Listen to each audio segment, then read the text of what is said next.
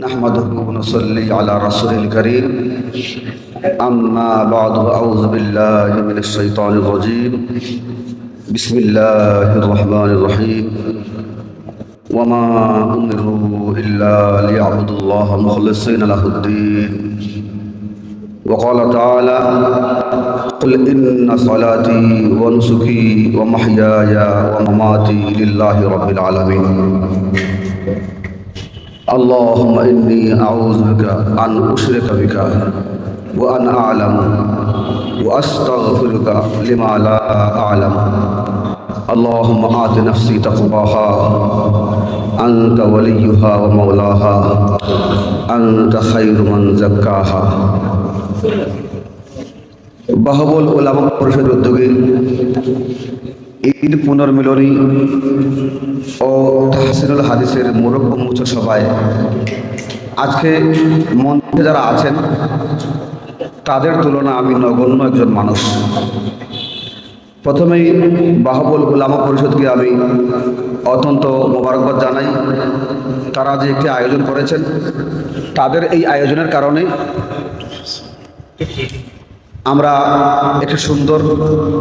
আমরা সুন্দর একটি উপস্থাপনা পেশ করতে পেরেছি।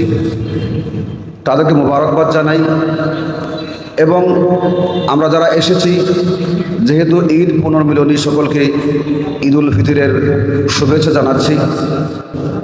আমি একজন হাদিসের ছাত্র হিসেবে এই কিতাব মূলত কিতাব ছিল না বা কিতাবের কোনো পরিকল্পনাও ছিল না। আমি যখন 2000 সালে ব্রাহ্মণবাড়িয়া বড় হুজুরের মাদ্রাসা জামিয়া সিরাজিয়া দারুল উলুম ভাদুগরে পড়তে যাই, তখন আমার সাথী ছিলেন হযরত মাওলানা তাফাজ্জুল সাহেব, আমার সাথে ছিলেন।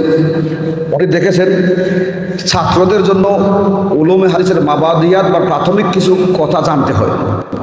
উস্তাদগণ এগুলি বক্তব্যে বলেন। এগুলি আমার কাছে মনে হইতো যে আমি তো কোনো কিতাবে দেখি না, হুজুররা এত সুন্দর কথা বলেন, এগুলি পান কোথায়? আমি যা শুনতাম তা লিখতাম। কেন?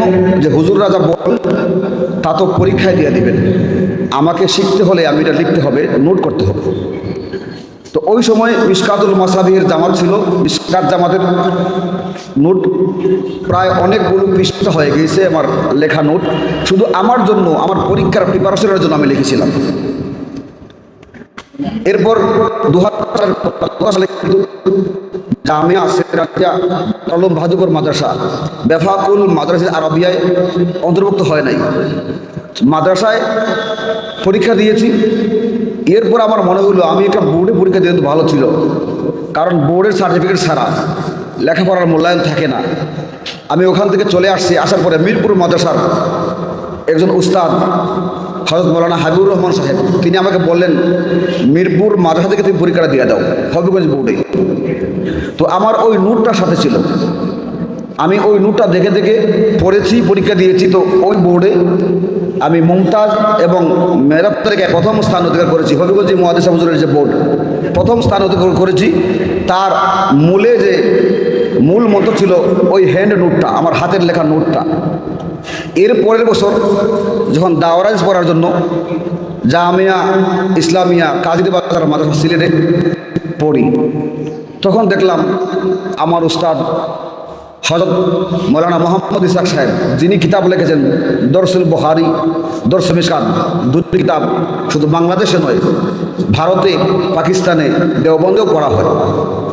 আমার উস্তাদ এমন কথাগুলো বলেন, ওইটা যেন ব্রাহ্মণবাড়িয়া যা শুনেছি এর থেকে আরও অনেক মূল্যবান কথা। আমার উস্তাদ মুফতি মোহাম্মদ শফিকুর রহমান হাফিজাহুল্লাহ, যিনি দারুল উলুম দেওবন্দে ইফতা পড়ার পরে তাকে গ্র্যান্ড মুফতি হিসেবে লকব দেওয়া হয়েছে, তিনি এমন কথাগুলো বলেন যেগুলি আমি কোনো কিতাবে খুঁজে পাই না। তখন তো আমাদের কিতাব ক্রয়ের সক্ষমতা ছিল না, এত কিতাব কিনতেও পারতাম না, জানতেও পারতাম না। তখন আমি চমৎকৃত হইতাম, অবাক হইতাম, এত দামি দামি সুন্দর কথা ওনারা কোথায় পান। এই কারণে আবার করলাম।